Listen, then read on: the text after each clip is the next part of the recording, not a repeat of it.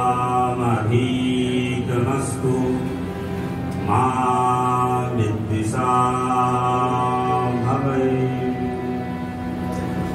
चंद्रशेखर चंद्रशेखर चंद्रशेखर पाहि मां। चंद्रशेखर चंद्रशेखर चंद्रशेखर रक्ष मां। चंद्रशेखर चंद्रशेखर चंद्रशेखर पाहि मां। चंद्रशेखर चंद्रशेखर चंद्रशेखर रक्ष मां। त्र्यंबकेश्वर त्र्यंबकेश्वर त्र्यंबकेश्वर पाहि मां। त्र्यंबकेश्वर त्र्यंबकेश्वर त्र्यंबकेश्वर रक्ष मां। त्र्यंबकेश्वर त्र्यंबकेश्वर त्र्यंबकेश्वर पाहि मां। त्र्यंबकेश्वर त्र्यंबकेश्वर त्र्यंबकेश्वर रक्ष मां। मन्मथेश्वर मन्मथेश्वर मन्मथेश्वर पाहि मां। मन्मथेश्वर मन्मथेश्वर मन्मथेश्वर रक्ष मां। मन्मथेश्वर मन्मथेश्वर मन्मथेश्वर पाहि मां। मन्मथेश्वर मन्मथेश्वर मन्मथेश्वर रक्ष मां। राम राघव राम राघव राम राघव पाहि मां। राम राघव राम राघव राम राघव रक्ष मां। राम राघव राम राघव राम राघव पाहि मां। राम राघव राम राघव राम राघव रक्ष मां। कृष्ण केशव कृष्ण केशव कृष्ण केशव पाहि मां। कृष्ण केशव कृष्ण केशव कृष्ण केशव रक्ष मां। कृष्ण केशव कृष्ण केशव कृष्ण केशव पाहि मां। कृष्ण केशव कृष्ण केशव कृष्ण केशव रक्ष मां। और प्रेम से सच्चिदानंद भगवान की जय। नित्य स्मरणीय सदैव वंदनीय अखिल ब्रह्मांड की जननी माँ कालरात्रि भद्रकाली, उनके चरणों में अनंत कोटि नमन। परम श्रद्धेय अर्चनीय वंदनीय काका स्मरणीय श्रोत्री ब्रह्मनिष्ठ सकल शास्त्र पारावार जगत श्री विभूषित हम सबके प्रेमास्पद नित्य लीलालीन माया श्री उनके सच्चरणों में अनंत कोटि नमन। परम श्रद्धेय अर्चनीय वंदनीय प्रातः स्मरणीय श्रोत्री ब्रह्मनिष्ठ अनंत श्री विभूषित हमारे सम्मानित अखाड़े के महामंडलेश्वर व्यास गति पर विराजमान महाराज श्री उनके सच्चरणों में अनंत कोटि नमन। परम श्रद्धेय अर्चनीय वंदनीय हमारे बाएं भाग में विराजमान और हिंदुस्तान के कोने कोने में अपने शब्दों से उज्जायमान करने वाले सर्वेश बाबू जी, उनके सच्चरणों में नमन। वंदनीय मंचासीन समस्त संत वृंद, समस्त जितने भी विद्वान विद्युत विप्रवृंद हैं, उनके सच्चरणों में नमन। हमारे परम श्रद्धेय जितने भी संरक्षक गण हैं, परम श्रद्धेय अधिकारीगण और भगवान के सबके परम पावन अंश रूप से विराजमान भक्तजन भक्तमती माताओं बहनों, आपके हृदय जी में माता जी के स्वरूप का स्मरण करते हुए, ध्यान करते हुए और सत्संग की कड़ी में जुड़ने का प्रयास। तो आज का अंतिम सत्र है। 3 दिन से शक्ति सम्मेलन जो 69वां शक्ति सम्मेलन है, पड़ाव की तरफ है। माता जी की महिमा के विभिन्न स्वरूपों की बात गुणगान हम सब कर रहे थे। सुबह के सत्र में भी आपको हमने श्रवण करवाया कि माता कालरात्रि जो है उनका अगर आशीर्वाद लिया जाए, उनकी अगर भक्ति लिया जाए, जिसके संबंध में हमारे बाबा तुलसी कहते हैं, नहीं कले कर्म न भक्ति विवेको, राम नाम अवलंबन हो। चाहे राम कह लो, चाहे माता जी कह लो, चाहे कोई भी स्वरूप कह लो, जो शुद्ध स्वरूपा है, उनका अगर अवलंबन लेंगे तो तो काल पर भी हमारा विजय प्राप्त हो सकता है। उसी विषय को आगे बढ़ाते हुए हमारे वंदनीय महाराज श्री, उनके बहुत सारे सद्विचार हैं और वो सद्विचार साक्षात माता गंगा की तरह दुनिया में उपलब्ध है, सबको पवित्र करने वाली योग है। उसी में एक समझ लो, कोई गंगा नाला अगर मिल जाता है तो मिलने के बाद वो भी गंगा कहलाता है। गंगा नाला अगर जब मिल गया उसके बाद में वो भी गंगा कहलाता है। तो हम लोग उसी नाले के स्वरूप में हैं। महाराज श्री की वाणी में मिल जाएगी तो गंगा के स्वरूप में हो जाएंगे कभी न कभी।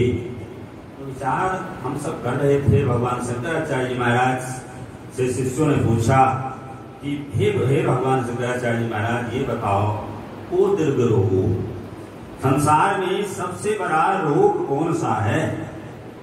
दुनिया में अगर लोगों से पूछेंगे, कोई कहेंगे आज के जमाने में कोरोना ही सबसे बड़ा रोग है। एक से एक युवा थे, 20 साल 25 साल, लाख लाख रुपए महीना कमाते थे, लेकिन इस कोरोना में उनका राम राम हो गया। कोई कहेगा कैंसर ही सबसे बड़ा रोग है, कैंसर हो गया तो ठीक होना लगभग मुश्किल हो जाता है। अनेक प्रकार के रोग हैं, दुष्ट रोग हैं। लेकिन भगवान शंकराचार्य ने जवाब दिया, भव एक सागर, ये भव सागर है। इस भव सागर को पार करना वो दुनिया में सबसे बड़ा रोग है। जो भव सागर हमारे ही कर्मों के आधार पर परमात्मा ने हमारे कर्म के फल के स्वरूप में हमें प्रदत्त किया है, वो भव सागर। और उसके बाद उसका निदान क्या है कि औषधम, उसकी औषधि क्या है? भगवान शंकराचार्य जी महाराज करते हैं तस्य विचार है।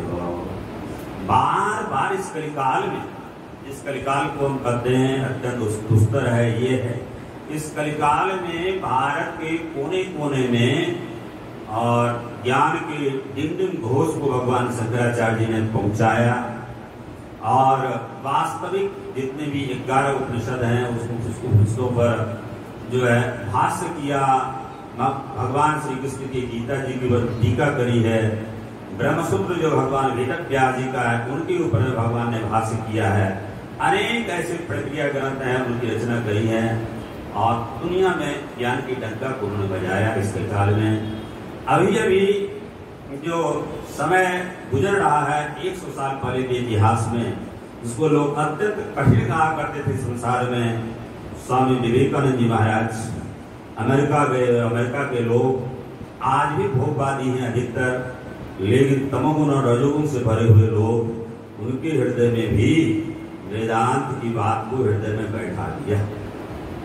आज भारतवर्ष के अंदर भी जितने मंच हैं, चाहे देहरादून हो, चाहे सहारनपुर हो, लेकिन सबसे भोगवादी जो फैशन का जो शहर है मुंबई कहा जाता है। लेकिन मुंबई में हमारे बड़े जितने भी मनीषी लोग हैं वो जा करके और वहां बैठ करके लोगों के हृदय में ऐसा संस्कार डाल दिया कि वास्तविक जो विचार है जो परमात्मा की तरफ हमें ले जाता हो, उस विचार के अलावा वो कुछ सुनना ही नहीं चाहते। और कितने ऐसे बड़े बड़े उद्योगपति हैं जो संन्यास लेकर के अपने आप को ऋषिकेश में और परमात्मा के सच्चरण में आत्मिक स्वरूप में स्थित होने के लिए प्रयास करते हैं। स्वामी रामकृष्ण जी महाराज साधारण भाषा में लोगों को समझाया, राजी हैं हम उसी में जिसमें तेरी रजा है। यहाँ तो यूं ही वाहवा है, वहां तो वो ही वाहवा। यही वास्तव में वेदांत है। अगर परमात्मा की इच्छा से हमारी इच्छा मिल जाए तो उसके बाद में दुनिया में रहता है, लेकिन आधार मजबूत होना ही चाहिए। और न्याय शास्त्र के अंदर में जो है महापुरुष कहते हैं उपक्रमो उपसंहारो अभ्यासो अभूताफलम अर्थवादो उत्पत्तिश्च लिंग तात्पर्य निर्णय। भगवान श्री कृष्ण का जो सदग्रंथ है गीता जी अद्भुत ग्रंथ है और गीता जी में अनेक जगह विभिन्न विषयों के ऊपर में चर्चा करी है। लेकिन भगवान श्री कृष्ण ने दुनिया के सामने में स्पष्ट कर दिया कि हमारा जो हमारा आधार है वो कर्म का आधार होना चाहिए, हमारा आधार भक्ति का आधार होना चाहिए। लेकिन जिस चीज को आप अत्यंत सरल मानते हो दुनिया में, उसके लिए भगवान ने कह दिया कर्मोपि बोधव्यम बोधव्यम च विकर्मणा अकर्मणश्च बोधव्यम गहना कर्म। धर्म की गति अत्यंत गहन है और उस कर्म की परिभाषा अनेक स्वरूप में भगवान ने करी है। भगवान कहते हैं न मैं कर्माणि लिम्पन्ति न मैं कर्म फलेषु स्पृहा। न तो कर्म में मैं लिपायमान होता हूँ, न कर्म में मेरी स्पृहा है, लेकिन इसके बाद में भी मैं कर्म करने में किसी प्रकार का कोई प्रमाद नहीं करता। भगवान ने कहा, भगवान शंकराचार्य जब उसके ऊपर में टीका लिखने लगे, भगवान शंकराचार्य ने एक ही शब्द वहां पर कहा, भगवान कर्म की प्रशंसा कर रहे हैं। इसलिए प्रशंसा कर रहे हैं, जब साधारण संसार के अंदर में ब्रह्मज्ञानी है, जो साधारण दुनिया में विभिन्न परंपराओं से गुजर करके सद्गुरु के माध्यम से विवेक की स्थिति को जीवन में प्राप्त करता है, उसके लिए बाबा तुलसी ने कहा श्री रामचरितमानस के भक्ति ग्रंथ में, कर्म की होई स्वरूप चिन्ह। अपने स्वरूप को चिन्हने के पहचानने के बाद में कोई कर्म दुनिया में हो सकता है। और भगवान श्री कृष्ण कहते हैं कि दूरेन ही अवरम कर्म बुद्धि योगा धनंजय। जो बुद्धि योग है उस बुद्धि योग से अगर तुलना करें तो ये कर्म अत्यंत निकृष्ट है। ये बात माननी पड़ेगी, क्योंकि जीवन में वो बंधन का कारण होता है। कर्म कर्म सब भूल गए, कर्म न चिन्हे कोई, जो मन का बंधन में कर्म कहावे सोई। बंधन वो किसी न किसी प्रकार से बनाएगा। इसीलिए भगवान ने स्वीकार किया, भगवान श्री कृष्ण ने, कि निश्चित रूप से कर्म दोषों से युक्त है। और विवेक जो है, विचार जो है, उस विचार का जो परिणाम है, उसको 2 अध्याय में भगवान श्री कृष्ण स्पष्ट करते हैं। सांख्य योग में देहाभिक्रम नाशोस्ति प्रत्यवायो न विद्यते स्वल्पम अल्पस्य धर्मस्य त्रायको महतो गया। इसमें किसी प्रकार का कोई दोष नहीं।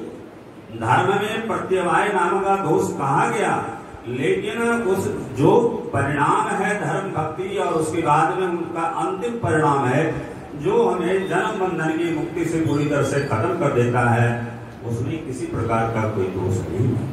लेकिन बाबा तुलसी के वचनों पर विचार करते हुए बाबा तुलसी ने तीनों का निषेध कर दिया। नहीं करी कर्म न भक्ति विवेकु राम नाम अवलंबन। एक संत सम्मेलन में यही चर्चा चल रही थी। उन्होंने कहा कि भक्ति का क्यों निषेध? श्री रामचरितमानस भक्ति का ग्रंथ है, लेकिन बाबा तुलसी कहते हैं नहीं करी कर्म न भक्ति विवेकु, न कर्म न भक्ति न विवेक। ये पूरी तरह से संभव नहीं है जब तक पूर्ण महापुरुष के सच्चरण का अवलंबन न लिया जाए, परमात्मा के सच्चरण का अवलंबन न लिया जाए, ये कतई संभव नहीं है। और सद्गुरु जब मार्ग दिखाते हैं तो मार्ग दिखाने के बाद ऐसे महापुरुषों का मार्ग अगर मिल जाता है हमें, तो कर्म भी सरल हो जाता है, भक्ति भी सरल हो जाता है, ज्ञान भी सरल हो जाता है। स्वामी विवेकानंद जी ने ज्ञान को सरल कर दिया। बहुत सारे ऐसे महापुरुष हैं, कर्म को धर्म को निष्काम कर्म में बदल करके सरल कर दिया, जैसे राजा जनक हुए हैं। और बहुत सारे ऐसे भक्त हुए दुनिया के अंदर में, भोले से भोले भक्त, धन्ना जाट हैं, सदर कसाई हैं, और अपनी सरलता के द्वारा परमात्मा को पत्थर से प्रकट कर दिया उन्होंने। ये स्थिति अपने आप में तीनों एक तरह से जुड़ा हुआ है। हमें विचार करने की जरूरत है कि सद्गुरु के माध्यम से हमारा वास्तविक कर्तव्य क्या है। हमारे जो मन की ग्रंथि है, वो मन की ग्रंथि अपनी मलिनता के कारण हम नहीं पढ़ पाते। इसलिए सद्गुरु के माध्यम से बार बार विचार करने की जरूरत है कि वास्तव में हमें कर्म की आवश्यकता है, वास्तव में भक्ति की आवश्यकता है, या वास्तव में हमें विवेक की आवश्यकता है, विचार की आवश्यकता है। इसलिए भगवान शंकराचार्य जी के 4 शिष्य थे। चारों शिष्यों को अलग अलग कामों में उन्होंने लगाया था, और सब कामों को करते हुए दुनिया में उस परम अवस्था को प्राप्त हो गए, जिस परम अवस्था को प्राप्त करने के बाद में ततः पदम तत्परिमार्गत्यम यस्मिन् गता निवर्तन्तो भूया। 4 जो प्रधान शिष्य थे, वैसे तो बहुत सारे शिष्य थे, लेकिन 4 जो प्रधान शिष्य थे वो एक समान उस ब्रह्म स्वरूप को प्राप्त हो गए। तो कहने का अपना सबका अपना अपना महत्व है, सब सरल है। अगर भक्ति के संबंध में आप वही कबीर साहब जी के वाणी का चर्चा यहाँ चल रही थी, तो भक्ति के संबंध में कबीर साहब जी महाराज कहते, कामी क्रोधी लालची इनसे भक्ति न हो गई। भक्ति करे कोई सूरमा, जो जाति धर्म वर्ण 12 दर्शन केसरी हमारे वंदनीय महामंडलेश्वर जी जानते हैं, उनके चरणों में बैठा हुआ था। और वेदांत को श्रवण कर रहा था कि महाराज आप तो बड़ी ऊंची ऊंची बात को करते हो, लेकिन हमारा तो ध्यान यही रहता है कि भंडारे में जाते हैं, वहां के जितने सेठ जी हैं कहाँ से नए नए नोट लाते हैं और नए नए नोट को उस पर ध्यान रहता है, वो आपकी जो ऊंची बात है उधर ध्यान ही नहीं आता।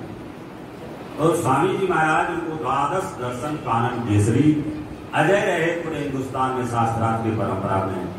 उन्हें कहा साधक बन करके भले ही न सुनो, लेकिन पाचक बन करके सुनो। जब तक बचपन में किसी ने आपको संस्कार नहीं दिया कि बद्री नारायण नाम का एक ऐसा जगह होता है, एक ऐसी जगह जिस जगह में आप जाओगे तो वहां चरणों में अगर मन्नत मांगोगे, मांगने के बाद में आपकी सारी मन्नत पूरी हो जाएगी।